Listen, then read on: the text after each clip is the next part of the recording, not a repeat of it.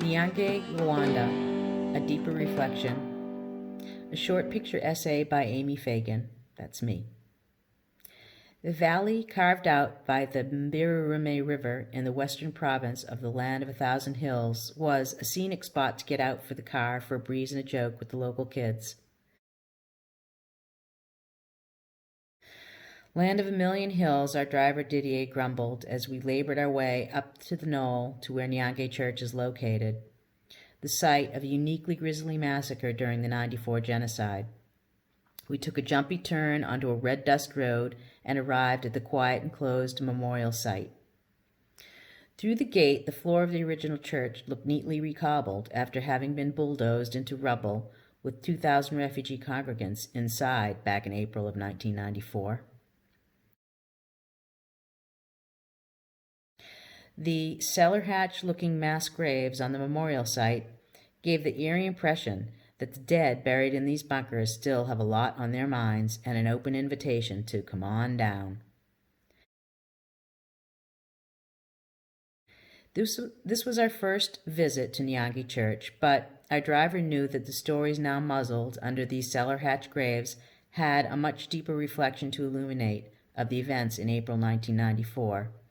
And on the road back from Kibuye along the same highway, Didier drove us back up to Nyange Church, and this time was determined to find the self-appointed guide to enlighten us dark tourists. On this Sunday morning, the new church shelter, which is erected beside the memorial site, was vibrant with the rhythms of the morning prayer service and bustling with irreverent children who crowded around the car to see the Mzungu.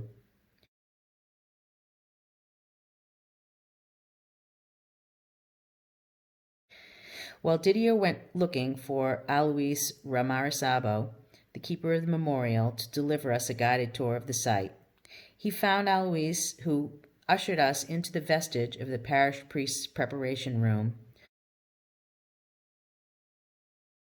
where the depths of the tale of Nyange Church was revealed to us among the carefully arranged bones of the murdered congregants.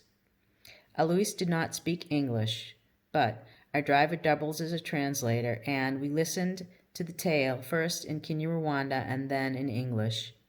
The rhythm of the story reverberated with the rhythm of the drums and the song just outside the memorial gate. The effect was genuinely penetrating. I asked if Alois, through Didier, minded if I took his picture as the story unfolded. My students grimaced at my bad taste. However, Alois did not seem perturbed by the infraction and proceeded to inform us of the gruesome chronology of the days in mid-April of 1994 when the church was encircled by the Interahamwe and other militia, and the refugees inside were massacred, and the building ultimately bulldozed into the ground with the parishioners buried alive. I asked Mr. Ramarisabo about his personal story. He invited us into the tale of his family and alluded to the terror of the community and those that were held hostage in the church. He told us that 9 of his children, his mother and 4 sisters, who were all in the church for safety, had all perished during these terrible hours. I asked if he would recite each name so that I could record all the names of his family members who were murdered. Didier wrote down each name for me and the proper spelling in my journal. This naming, the sacred and time immemorial ritual to honor the dead, was a moment of genuine sharing of grief and condolence for us all.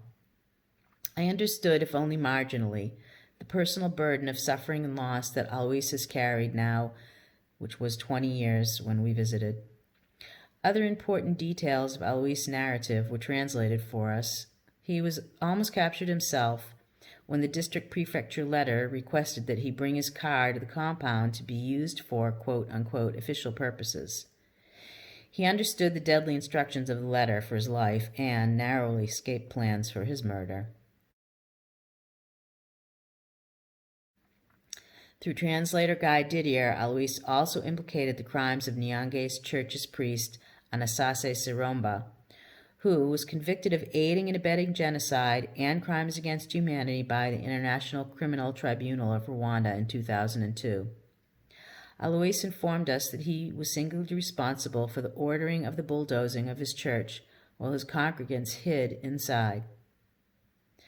Saromba is serving a life sentence in the Akpro Misikrete prison in Benin.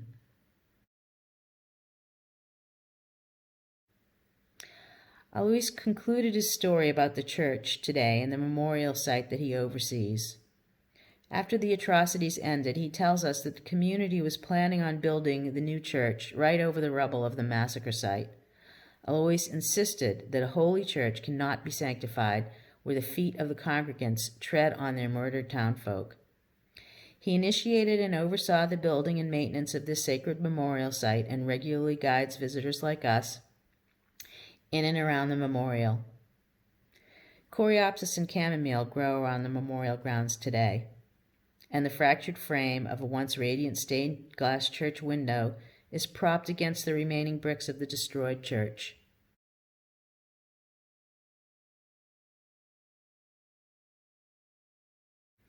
As we bundle back into Didier's car, he quietly mentions to me that he had never heard Alois tell his personal story to the other visitors, as he takes regularly to this site. I was humbled and very grateful to hear this intimate revelation. And as I share this deeper reflection of my heart to you, across oceans, over time, transcending the minuscule prisons of our own individual lives and down into those cellar hatch graves where this story is a point of the center of the universe. It's the place where the Tao reveals heaven and earth meet, and our existence is one. We climbed back into the sultry beauty of the West Province Hills as the church service rang out in rhythm and sacred song.